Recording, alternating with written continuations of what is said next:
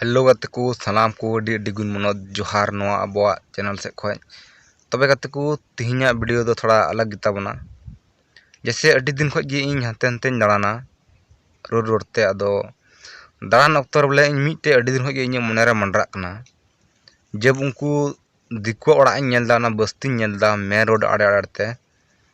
are हड़ हपना आतु बस्ती दो एकदम गे बन नेल बड़ाय कना अदो आर निधरते बन नेल लगा गोदा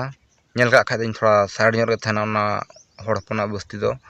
ᱥᱮ ᱵᱚᱞᱮ ᱩᱠᱩ ᱧᱚᱜ ᱜᱮ ᱛᱟᱦᱮᱱᱟ ᱢᱮᱱ ᱨᱳᱰ ᱠᱷᱚᱡ ᱫᱚ ᱢᱮᱱᱠᱷᱟᱱ ᱢᱮᱱ ᱨᱳᱰ ᱠᱷᱚᱱ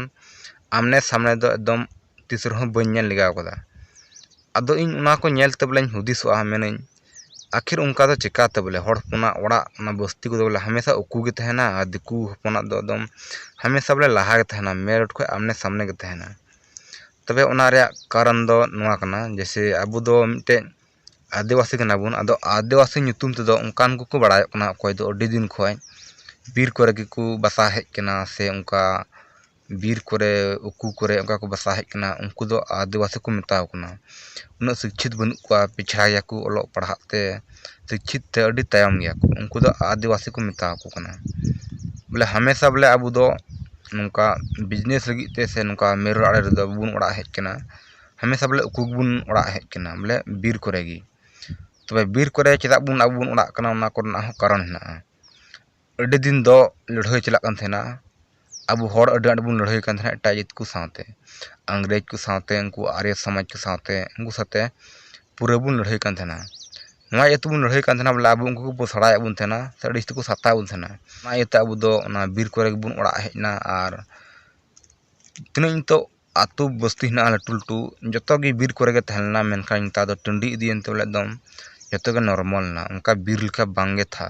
कारण दो नवा गे हुई कना बोले अब अडिस्ती दिकू साथे अडिस्ती बुन लड़ाई कान अड्डी दिन दो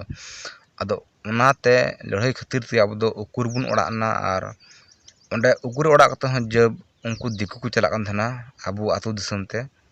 तो उनको अडिस्ती बुन लगाय थना ओंडे खो एकदम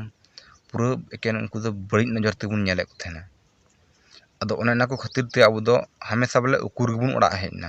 आर निता हो थोड़ा बुन शिक्षित ᱧᱚᱜ अदो बुन शिक्षित ᱧᱚᱜ खाय दो ना को बतर को चाबायन तुना जतो अनुभव अब हे आबना